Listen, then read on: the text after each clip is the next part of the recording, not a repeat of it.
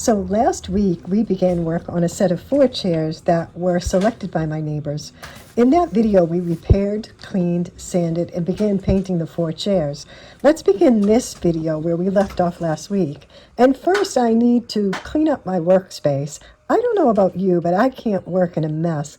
That doesn't mean I don't make a mess, only that I don't want it to stay a mess, and there's a difference. I need it to feel like I'm starting anew.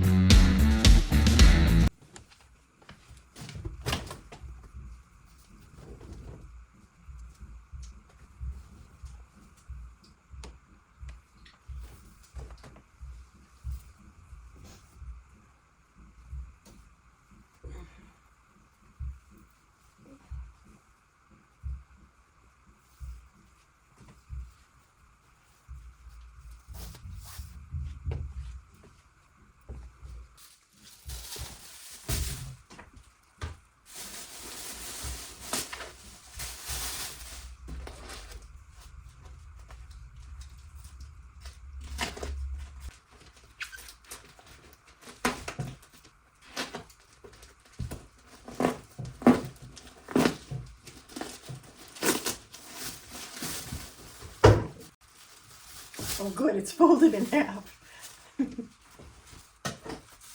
These are my just working scissors. Sometimes I save things like this material, because I can use it for something.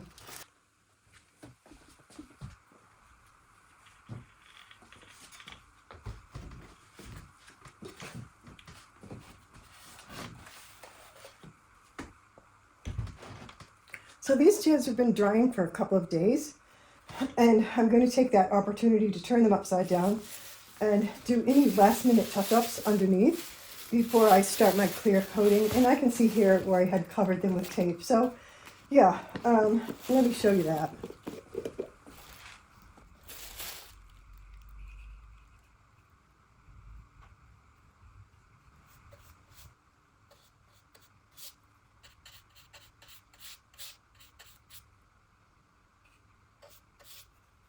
Not that too many people are going underneath, but you know, they will get washed, and you want them to be easy to clean up. I have a big container of different kinds of feet pads, but for these, let me see, anything to do with feet, like my painter's points, I keep in here. There's a strip roll in case I like that. There's some square pieces. That's handy. Let's see. Also, if I want to keep furniture out on my bare floor, sometimes I use these. These are actually jar covers, but they work really well on the floor to keep the furniture feet off the floor. I'm not sure I have enough of the square patch. I have to get 16 of them, so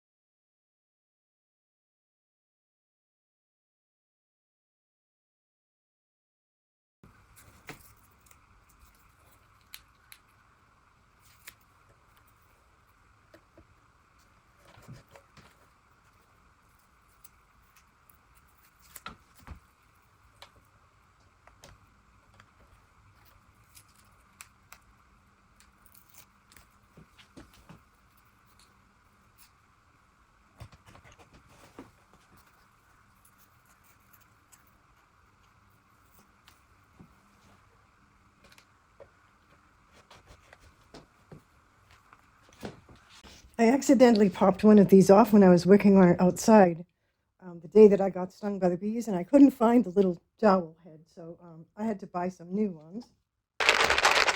I should always have these in stock anyway because I use them once in a while.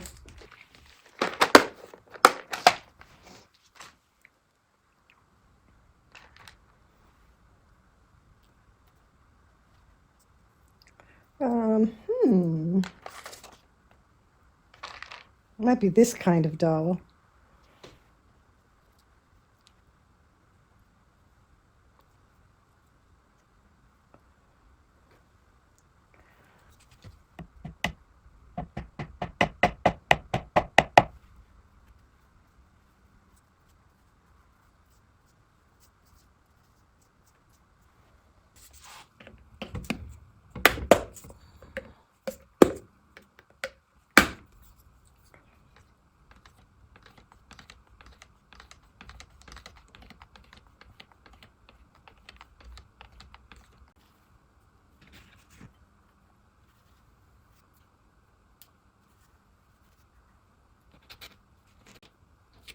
Don't you love nice new cans of things?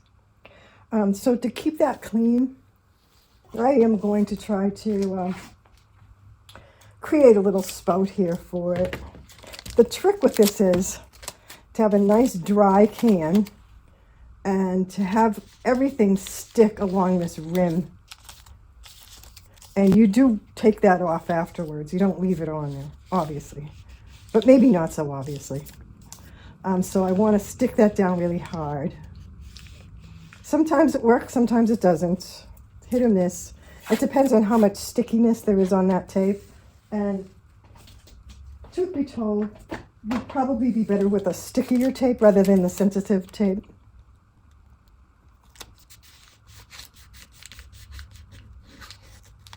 This does have a cover, and I don't think I need this. So let's see how this works.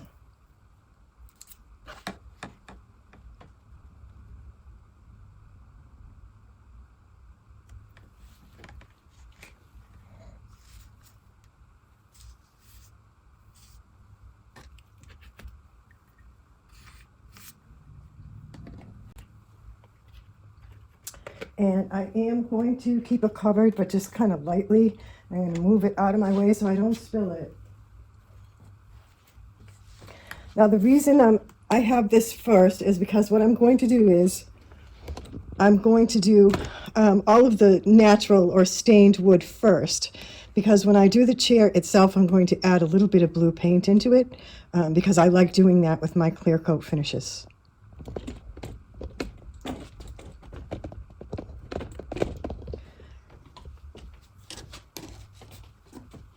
Now, I'm not going to tape anything because I don't care if the finish gets on the rest of it. It doesn't matter to me because I'm going to do those separately.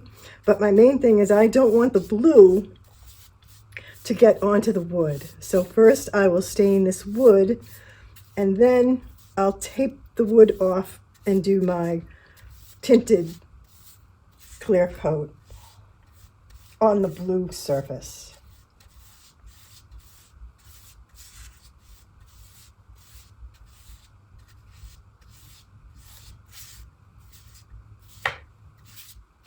This has quite a bit of open time, and it goes on really nicely with a brush. You can also put it on with a roller, but this is good. I don't see any drips. I used plenty of material, but I just keep brushing over it to make sure that I have an even coverage. And yeah, I don't mind if I get a little on these slats rather, because I'm going to be going over it with the same material, only with a tint. Right. And I'm also going to do the bottom. Hopefully you can see that.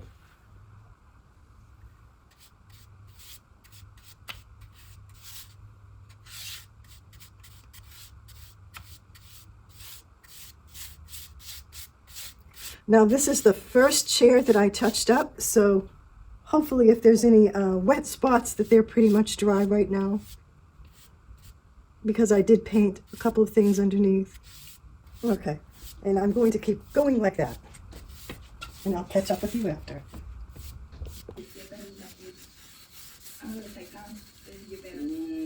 always see everything. Yeah. You're still wrong.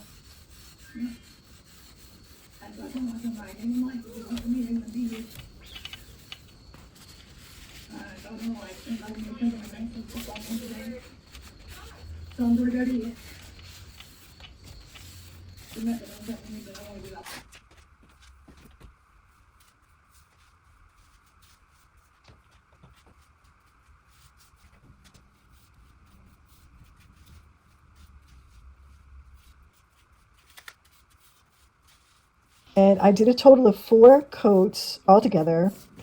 And then I started doing the body of the chairs.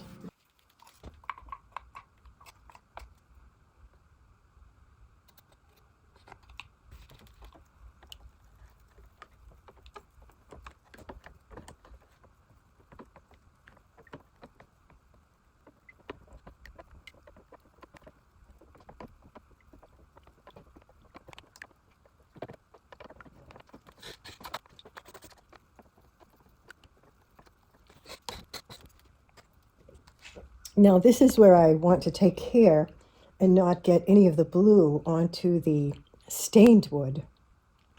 I'm going to start underneath. Then I won't have to come back and do it again. So I have the clear coat that has the color in it, and I'm going to have that on my right, your left. And then I have a place to dab off, paint that I don't need right here. So that's what you can see me doing, is kind of dabbing it off. And I use nice thin coats of paint and clear coat. So I have a very light hand, and it's just natural for me. And I think that helps, especially when you're doing finishes. You don't want globs of material. Because then, you always take the chance. You get drips sometimes, but I think with a light hand, it's helpful to use light coats of paint. Like you can see, if it touches right there, how easy it is to make a drip. I'm going to try not to get it here.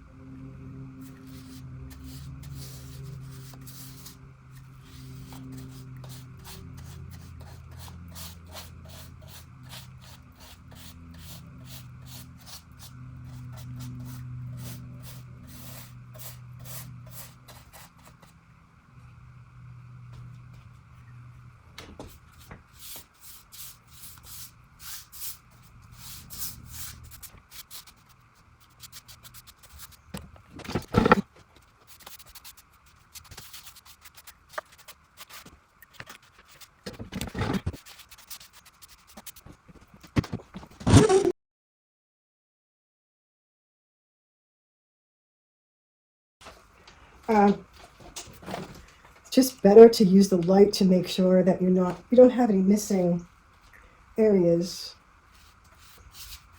Even though I have lots of lighting in here, it's still not perfect, and you do get some dark spots. Especially if something is backlit, it's really hard to see if you missed a spot.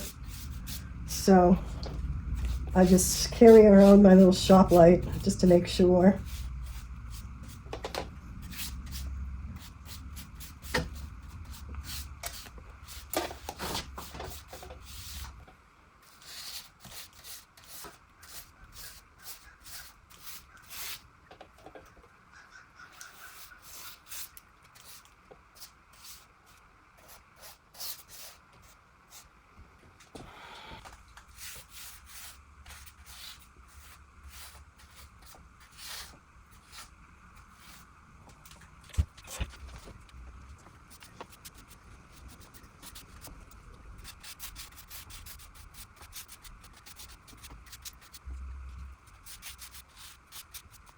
Okay, so it's a quiet, cool, dry day, and I don't see too many bees.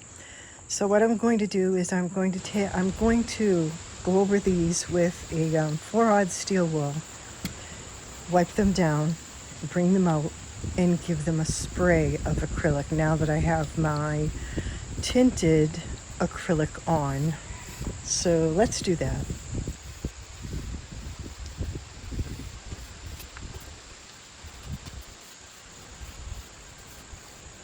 So I'm going to change to the Helmsman Spar Urethane, only because I have it on hand and I have very little acrylic spray. So, yep, let's start with this. Let's also pray that I anger no bees.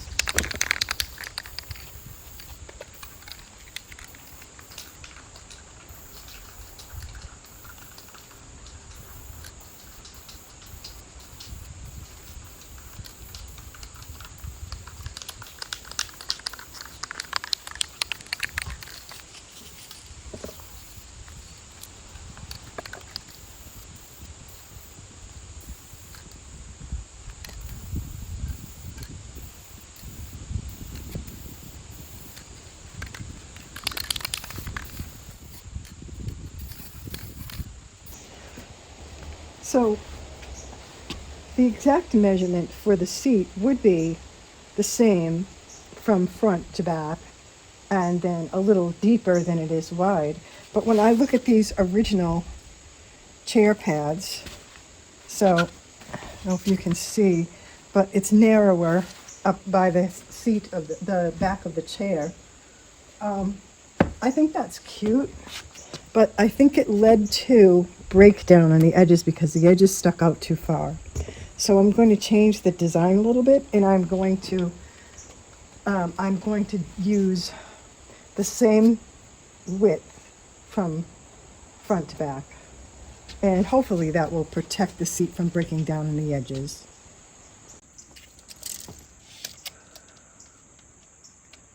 So I'm going to call it 14 in depth.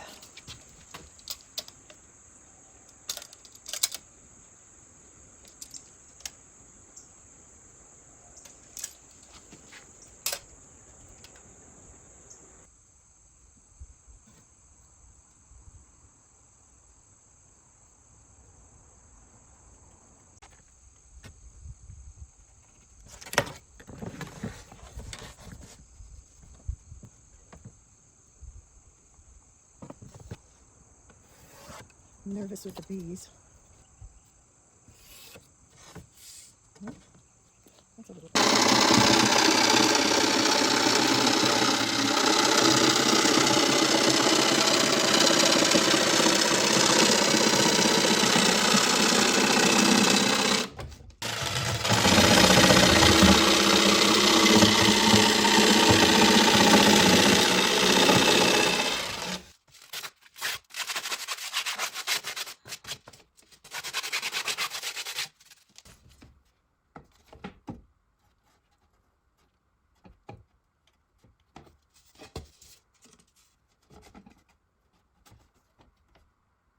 So I got them all cut.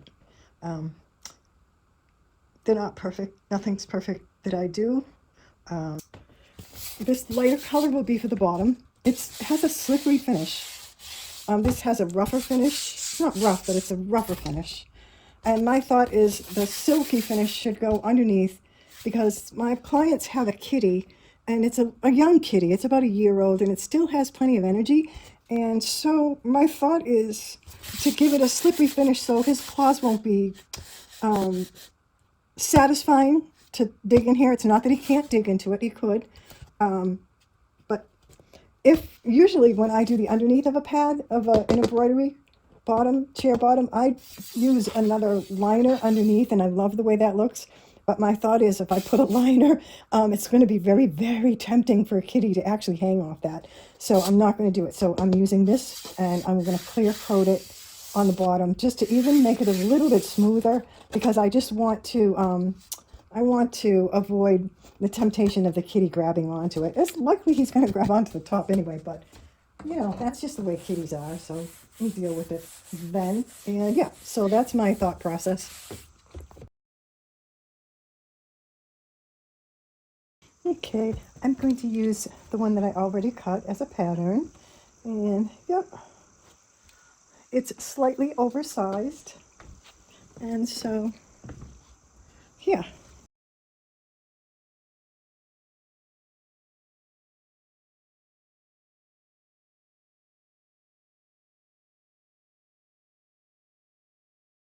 Now, I don't have enough batting, so I think what I'm going to do is I'm going to use the material that I usually use underneath, and I'll just do a double layer.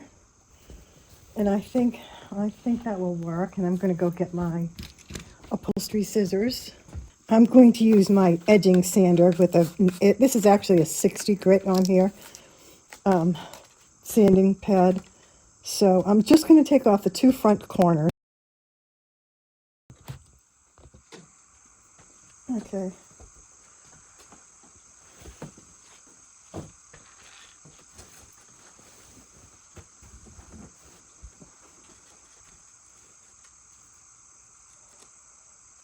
I think that's good.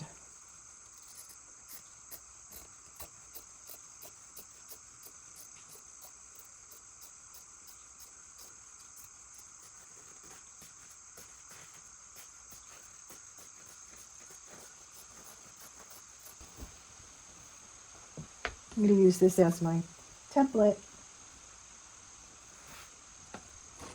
And I'm going to use this as my batting. Yeah.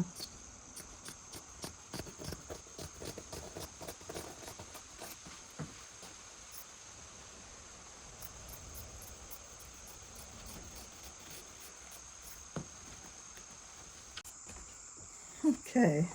So I like to work opposite myself. In other words, I like to pull, but because of the camera, I'm going to start right here in the middle.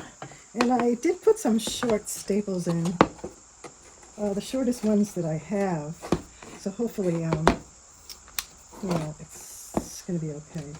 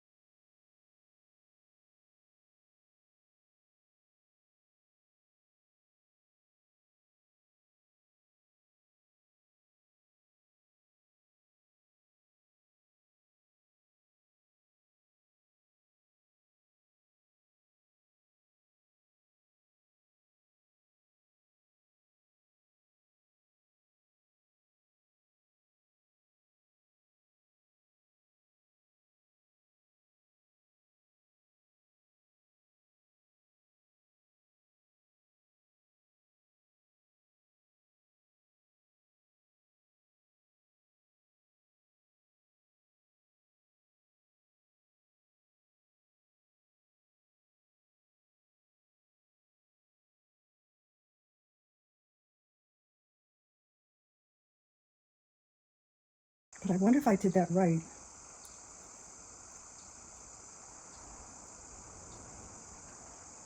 I'm not sure.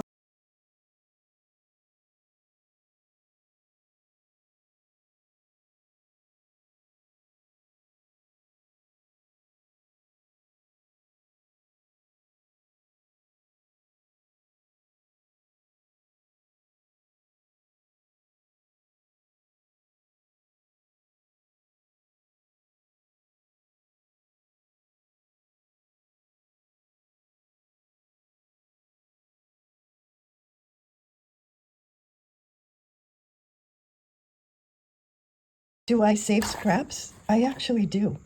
This happens to be scraps of decoupage paper, but I would do the same thing with scraps of material. I do some small decor, and those scraps are very handy for decorating bottles and trays and what have you. So yeah, never throw anything away. It can always be cute. Even if I could just start a little hole, it would be helpful.